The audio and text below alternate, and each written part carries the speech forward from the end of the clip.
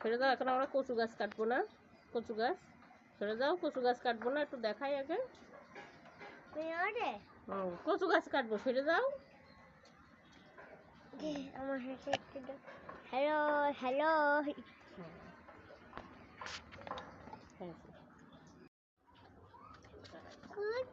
মানে হেগে গেল। কি করবো, শেষ করে দেবো। এটা কি বাগান নাকি? এটা বেদান বড়। এটাই কচু বাগান।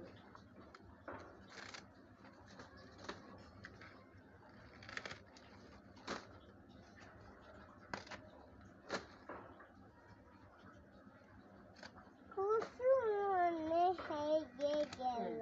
হ্যাঁ, সব কেটে ফেললাম। কেন রান্না করবো না?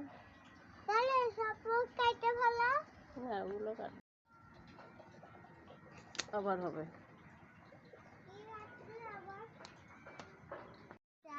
তুমি কি কাটবো? আমরা আজকে কত শাক কাটলাম, কচু শাক আর কুমড়া শাক।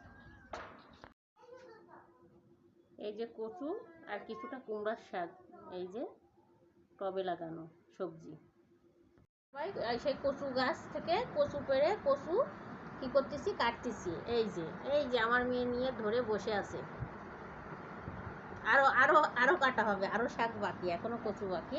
মাশাল্লাহ, এক তরকারি হয়ে যাবে আমাদের। এদিকে কুমড়ার শাক, এটা পাবদা মাছ দিয়ে একটু ঝোল ঝোল করবো, আর এদিকে এই কচুর শাক আজ রান্না করবো, কচুর ডাঁটি দাও।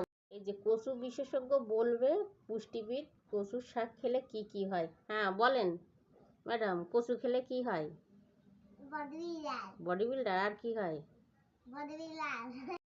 এই যে কচু দিয়ে গরম গরম ভাত, এটা খেতে যে কি যে স্বাদ লাগে, অনেকটা মিষ্টি মিষ্টি লাগে। এটা তো কালো শোলা কচু, খেতেও ভীষণ মজা।